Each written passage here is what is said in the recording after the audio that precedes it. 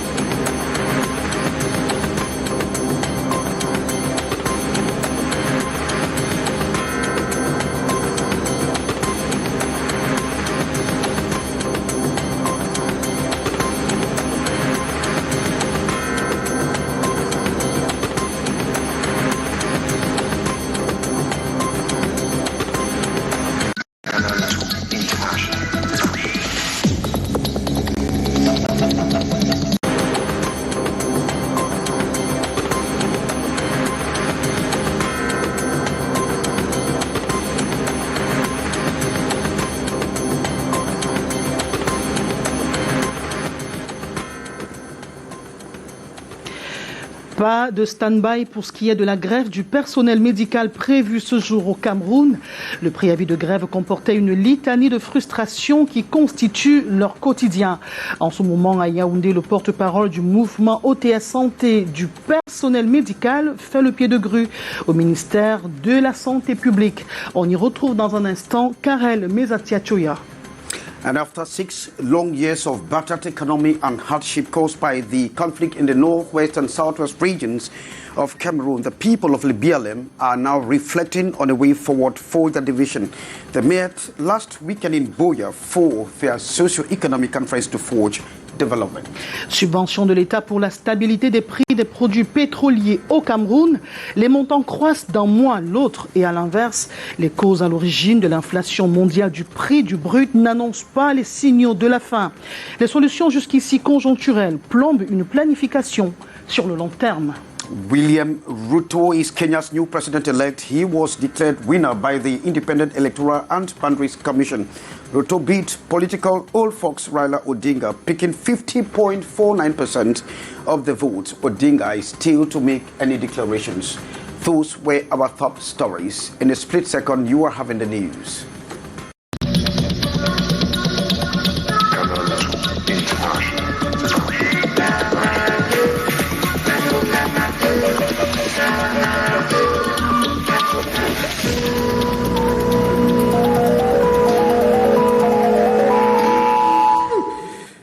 Thanks and welcome to join us. We swing straight to Yaoundé to meet Beatrice Ngamu, where the OTS health workers are actually calling off the strike action.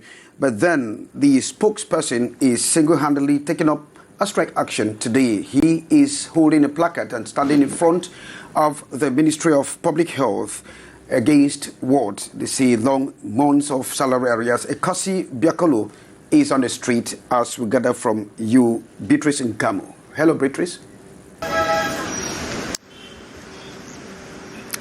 Here we are at the Ministry of Public Health this morning of August 16th, 2022, and present is the supposed spokesperson of the OTS Syndicate of Health Workers who are clamoring for a strike this day.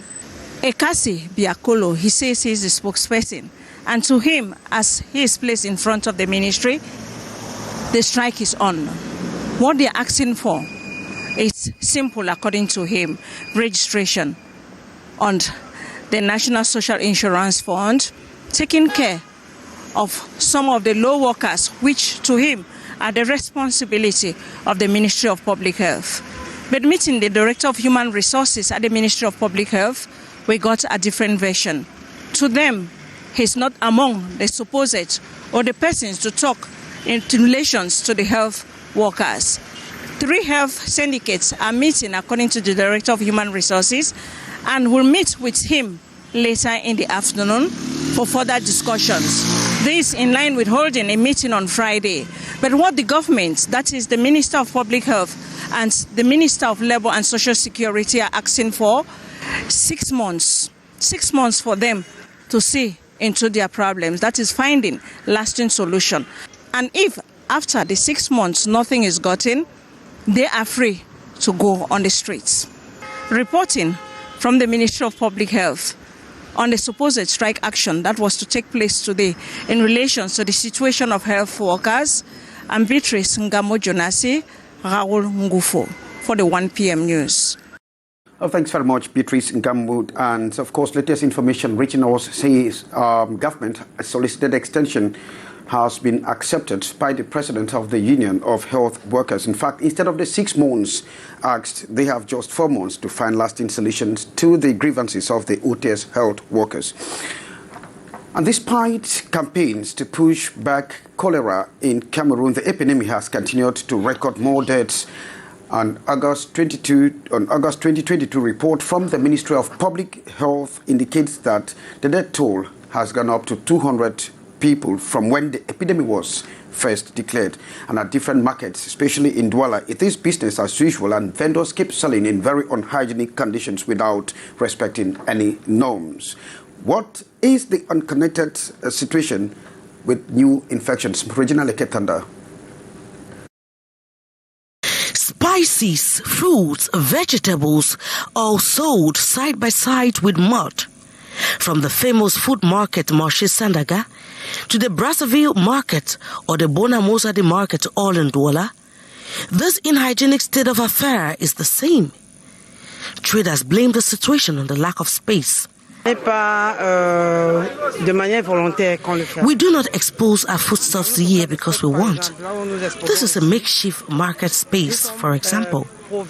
That's why you see some people expose their goods on the ground while hoping to get a better space. Stagnant water like this and food sold in such conditions has often been linked to cholera.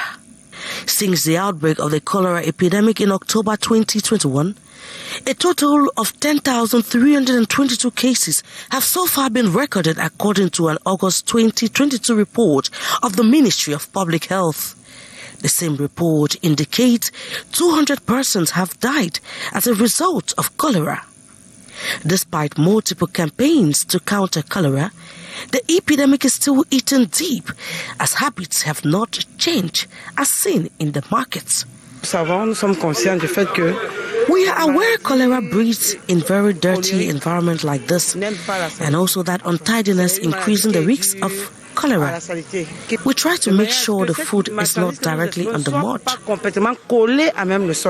While decrying the lack of space, some vendors have also noted the market users have to be more responsible. In order to prevent cholera in our market, we the vendors also have to be more responsibility. We need to sweep the market and keep the environment clean. Others have pushed their responsibility on the end consumer. In the market, foodstuffs are not washed. They come with dirt from the village. We place our bags to sell, but when you buy, you need to go home and wash. The responsibility rests with the final consumer at home. He or she should do what to wash their food. The vendors at different markets have also appealed to local council authorities to make available different sheds that can permit them sell conveniently. Thanks very much, Regina Leketanda, Monique Nausi. We are moving over to Yaoundé and we are talking strike action by health workers. Oui, Henrique Jean Atembe, rendons-nous à Yaoundé où le porte-parole du mouvement OTS Santé fait le pied de grue devant le bâtiment abritant le ministère de la Santé publique de ce matin. Et puis, depuis ce matin, justement, il entend faire entendre sa voix pour ramer à contre-courant du préavis de grève qui est dite mise en stand-by. C'était une décision qui avait été prise pour démarrer ce jour précisément, ce 16 mars précisément, dans tous les hôpitaux du territoire camerounais. La décision avait été prise à l'issue d'une concertation entre les présidents nationaux des syndicats relevant du secteur de la santé et les membres du gouvernement. On se rend justement au ministère de la Santé où nous attendent Karel Mezatia-Choya et Raoul Ngoufo. Bonjour Karel. Bonjour. Au sortir de la concertation avec les syndicats nationaux du secteur santé, c'était samedi dernier, eh bien, les présidents de syndicats en question ont dit que c'est uniquement après concertation avec leurs différents adhérents qu'ils seront fixés, s'ils valident ou pas, le délai supplémentaire de 6 mois sollicité donc par le gouvernement. Question de solutionner les nombreuses revendications des personnels de santé en colère. Et donc, c'est une sorte de stand-by qui a été décidé ce jour-là, sauf que le stand-by en question semble ne pas être observé par le mouvement On a trop supporté du secteur santé. Le porte-parole fait le pied de grue depuis ce matin devant le ministère de la Santé publique sur la raison d'être de cette manif et Kassi Biakolo a accepté de se confier à notre caméra. OTS Santé n'a pas été convié à ces concertations, mais on s'est dit, voilà, peut-être on attend quelque chose de meilleur de cette concertation. Mais à notre grande surprise, on nous dit qu'il y a un risque de suspension de grève chez les autres, mais on ne voit rien de concret. On a dit, ben voilà, les petits problèmes qui concernaient simplement le ministère de la Santé publique, comme l'affiliation des APS, qui ne demande que la signature du ministre de la Santé, les quotes-parts, la discrimination professionnelle, parce que nous avons des collègues qui sont à la maison, mais qui ne parviennent pas à être affectés. Pourquoi le ministre de la Santé ne parvient pas? Il y a des gens qui ont suspendu le solde pendant 10 ans, pendant 3 ans. Parce qu'on attend une commission qui va se tenir depuis plus de 2 ans, 3 ans. Pourquoi le ministre de la Santé ne résout pas déjà ces problèmes pour montrer sa bonne foi? On se rend compte que comment faire confiance donc à ce gouvernement qui ne regarde pas les problèmes de fond du personnel? Tout ce qu'on veut, c'est que la grève s'arrête, parce que chacun protège son pouce.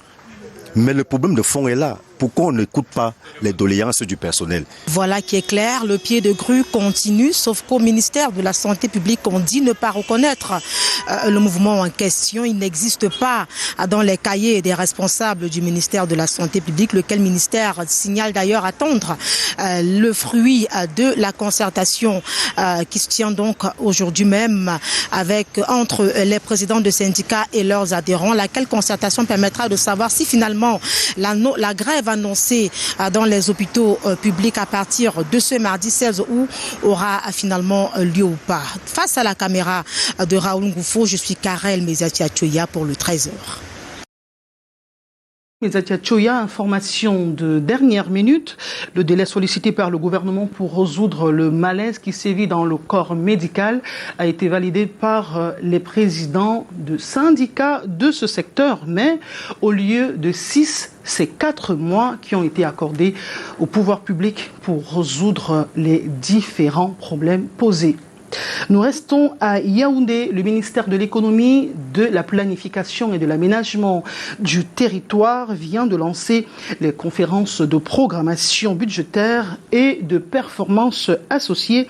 Des travaux visent à affiner pour le compte de 2023-2025 des travaux de programmation. Justement, eh bien, nous allons retrouver une fois de plus à Yaoundé nos reporters Delphine Fonkoutene et Serge Alain Zibou pour plus de précisions. Monique Naoussi, bonjour. Il est question ici de doter à la fin de ces conférences chaque administration d'un cadre de dépenses à moyen terme de qualité. Des documents de prévision donc qui sont soumis à plusieurs critères au rang de ceux-ci. Et d'ailleurs, les examinateurs doivent d'abord se rassurer, mettre en priorité l'accélération des projets en cours au Cameroun et donc limiter l'ouverture ou alors le lancement de nouveaux projets. Et ces documents doivent également prendre en compte la reconstruction des régions sinistrées du nord-ouest, sud-ouest et de l'extrême nord Cameroun. La politique d'import-substitution et l'amélioration du climat des affaires sont également des critères à prendre en compte dans ces documents. Rappelons que cet exercice devenu une tradition se tienne dans un contexte particulier que le ministre de l'économie, de la planification et de l'aménagement du territoire a tenu à préciser au cours du lancement de ces conférences il y a un instant ici au Hilton Hotel hôtel de Yaoundé. Je vous propose d'écouter Alamine Ousmane dans cet extrait. La croissance nationale de l'activité économique initialement prévue à 4,2% en 2022 sur la base d'un cadrage budgétaire de novembre-décembre 2021 devrait s'établir à 4%. Les répercussions de ce conflit prises en compte dans l'ordonnance numéro 2022/001 du 2 juin 2022 ont entraîné la réduction de 60 milliards de francs CFA du budget d'investissement public pour l'exercice 2022 s'agissant de nos ressources propres. Avec comme conséquence le gel de certains projets, le décalage de la mobilisation des ressources destinées à l'achèvement des projets en cours d'exécution. Conférence élargie de programmation budgétaire et de performance est, faut-il le rappeler, un exercice préparatoire au budget de l'État au titre du triennat 2023-2025. Les travaux lancés donc ce matin se poursuivent jusqu'au 26 août ici au Hilton Hôtel de Yaoundé, d'où nous signons Delphine Fonkoutene, Serge Alain Zebou et David Ndiaye pour Canal 2 International. La région de l'Est Cameroun frappée par un malheur, 4 morts ensevelis à l'issue d'un éboulement de terrain survenu la nuit du samedi 13 au dimanche 14 août. Eh bien, les faits se déroulent à Kambélé, situé à environ 5 km de Batouri dans le département de la KDI, un chantier minier appartenant à une chinoise. La mobilisation des autorités et des populations a permis d'identifier les corps des hommes morts sur le champ. Parmi les 4 autres conduits à l'hôpital, l'un a rendu l'âme. Nous y reviendrons. 10 000 cas de choléra comptabilisés au Cameroun depuis le mois d'octobre dernier. Eh bien, la maladie est dite maladie de la saleté. Le vibrio cholérique se porte bien dans les milieux insalubres. Cas précis, les marchés de Douala en sont des parfaites illustrations où se sont rendus nos stagiaires Faustine Mutpucha, Henri Chinda. Des eaux noires, des flaques de boue, des aliments à même le sol, voici le visage que présentent certains marchés de la capitale économique. Malgré les multiples campagnes de sensibilisation contre le choléra, la saleté règne de plus belle dans ces espaces de vente. Ces Bayam Salam installent les articles sur le sol malgré eux. Généralement, même, ce n'est pas de manière volontaire qu'on le fait. Dans notre cas d'espèce, par exemple, là où nous exposons ici, nous sommes provisoirement installés. On sait pourquoi d'aucuns exposent leurs marchandises à même le sol en attendant de voir partir, en attendant un éventuel recasement. Ce qui nous pousse alors à déposer les marchandises au sol, c'est parce que les comptoirs sont déjà occupés. Nous savons que la terre du village, il peut dire quoi? Il peut dire c'est protégé, ça sort de la terre. Et quand ça arrive ici, quand on dépose sur les bâches là, il y a quand même la sécurité parce que quand tu achètes, tu arrives à la maison, tu les laves. Donc le problème maintenant, ce serait le consommateur final à la maison. C'est lui qui doit faire le travail. Le soin revient peut-être au consommateur. Toutefois, l'état dans lequel se trouvent ces aliments ne semble pas décourager ces ménagères. Nous sommes les Noirs, nous sommes habitués à payer nos choses au sol, on n'a pas de problème. Censé que tu payes, tu arrives, tu laves bien avant de consommer. Les mesures préventives qui vont contribuer à réduire le taux de contamination de choléra au Cameroun. Selon les chiffres publiés ce mois d'août par le ministère de la Santé, cette épidémie a fait 200 morts au Cameroun depuis octobre 2021. À date, 5 régions sont touchées par la maladie. Après ce reportage de Lesline Poumetia, nous nous intéressons au sud-ouest Cameroun.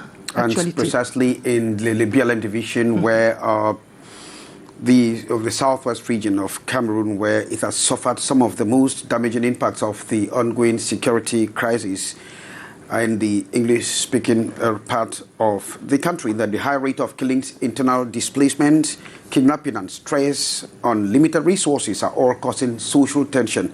And it is against this backdrop that the sons and daughters of the Libialem extraction met in Buea over the weekend to set the course for a return to peace and development in Libialem division. Ines Daniel Undwambala reports. Since 2016, the Southwest region, just like the Northwest region, has been home to the security crisis, which has left 3,910 fatalities, while there are over 500,000 internally displaced persons, with 700,000 children and adolescents out of school at risk of association with armed groups and other social vices. Libialem is top amongst the divisions in the Southwest region that suffer some of the most damages impact of the crisis. Aware of this and preoccupied with the future of Libialem population, Minister Paul Tasson, who is the son of Libialem, has mobilized elite sons and daughters of the locality in Buea. The situation of social life in our nation has degraded beyond, backward, beyond the time or the date or the year when our nation was created. This is unacceptable. Well, we're sorry for the poor quality of that report. There, in fact, poor sound quality. We'll be coming back subsequently in other editions of the news. The persistent increase in fuel subsidies in Cameroon is raising concerns as government keeps disbursing extra sums to prevent fuel increase in the market. Now, an extra 28 billion CFA francs was recorded in the month of July, and experts are expressing concerns, saying that this continuous increase might jeopardize government's effort. Ambu Gladys Dibang reports.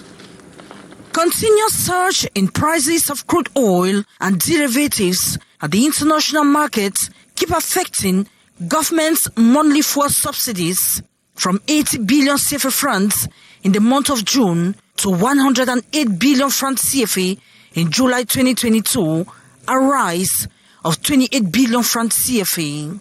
A situation experts fear the Cameroon government might soon give up and succumb to certain pressures. I'm afraid we'll be going into this situation until finally the government will succumb, to the instruction of the IMF and then quit the subsidies in the fuel in the international, and they will stop subsidizing fuel and definitely will come back to the normal price in the pump, which is like 1,000, 1,200.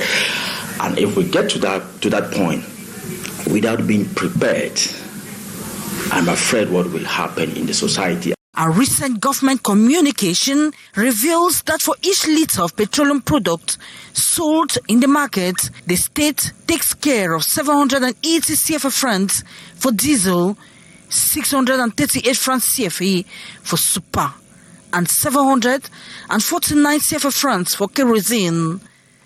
By bearing part of the cost of these petroleum products, the government is trying to preserve the population's purchasing power and preempt an imminent social unrest. Experts express fears of unsustainability in government's efforts in the coming months.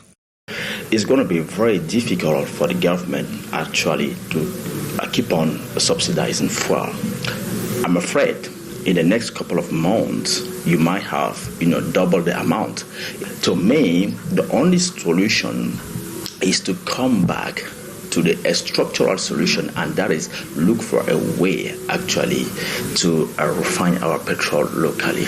It is therefore clear that if the Russian-Ukrainian conflict persists, it is likely that a rise in the prices of petroleum products and filling stations will be inevitable.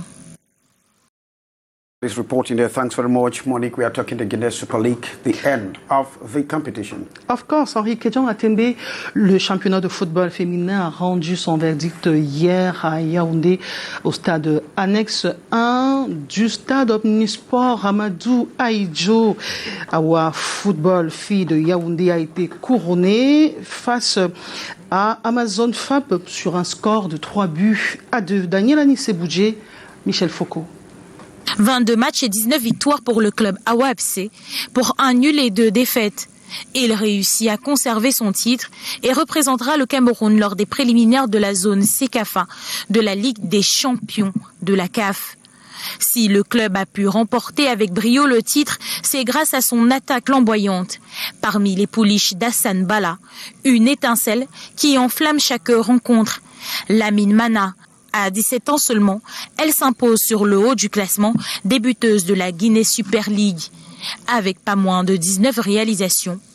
Plusieurs fois femme du match, on se souvient qu'au mois de juin, Lamine Mana alignait 5 buts lors de la rencontre face à Renaissance de Figuil, ce qui lui a permis de prendre les devants sur Flora Kameni et Eliane Bibo dans le classement. Lamine Mana, c'est aussi 4 passes décisives pour cette saison avec AS Awa. Pour l'instant, chez les U17, l'attaquante est considérée comme l'avenir de la tanière des Lions indomptables auprès d'autres perles révélées par la Guinée Super League. Vous l'avez remarqué et corrigé par vous-même, c'était un portrait de Lamine Mana, meilleure buteuse de cette saison. Henri Kedjan, you have the second part of the news. Yes, William Ruto has actually won Kenya's presidential election, defeating political old fox Raila Odinga. And of course, scuffles broke out at the count center. Now, William Ruto picked 50.49% of the votes, and we have our foreign news roundup with you, Saleh Sherifa.